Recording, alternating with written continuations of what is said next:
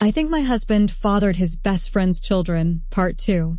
As Poster's desperation for answers grew, she finally confronted Luke and Amy. Poster waited for the kids to go to school, then laid out all of her suspicions to Luke and Amy together so that they couldn't confer with each other.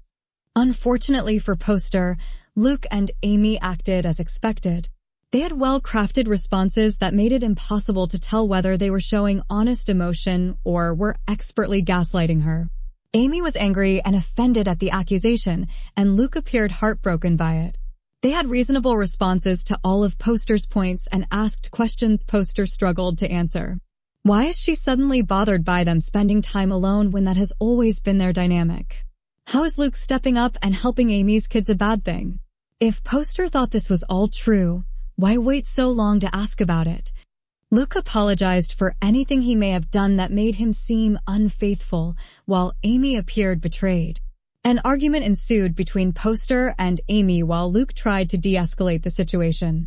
Ultimately, Poster asked Luke to solve all of this by participating in a DNA test, which he reluctantly agreed to.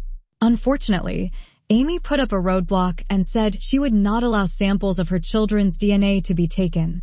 Poster commented that Luke could petition the court to demand a paternity test, but that would essentially confirm that he has been unfaithful because he would have to go on record to make the claim. With Luke continuing to deny any type of inappropriate relationship with Amy, the argument and DNA test went nowhere.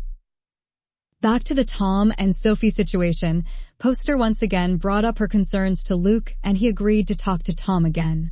Given his cooperation, Poster asked if Luke would do a private paternity test by swiping a sample of Tom's DNA.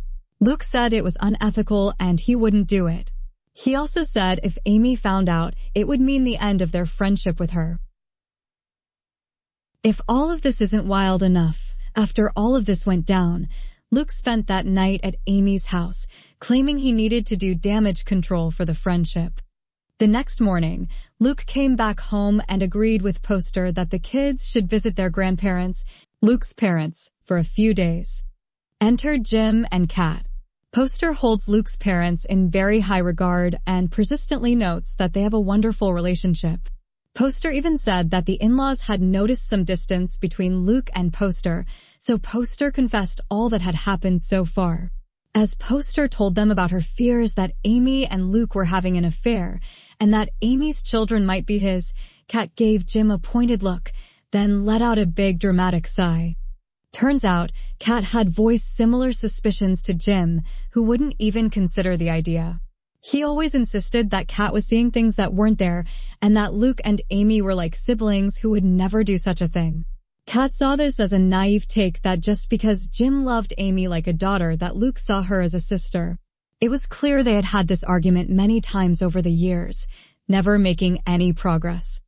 As the kids began asking what was going on, the parents vaguely responded that Poster and Amy had gotten into a fight and everyone was just taking some needed space.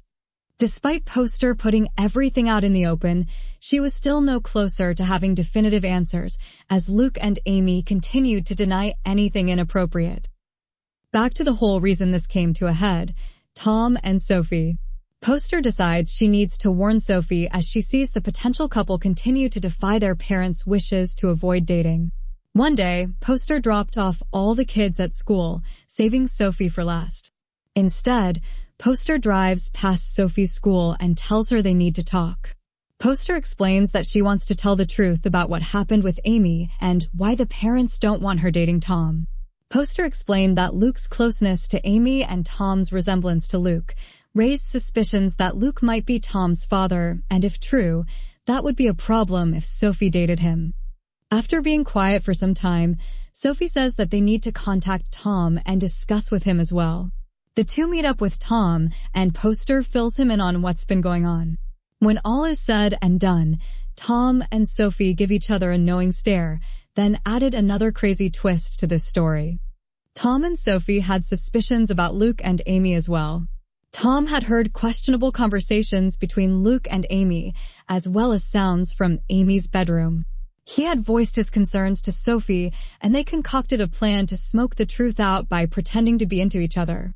All of their flirting and touching was all staged to force a reaction that would uncover the truth.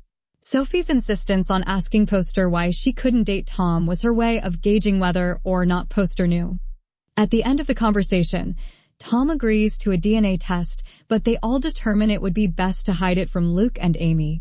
Tom also says he's going to set up a camera in Amy's room to catch them in the act. Stay tuned for part 3 of I Think My Husband Fathered His Best Friend's Children.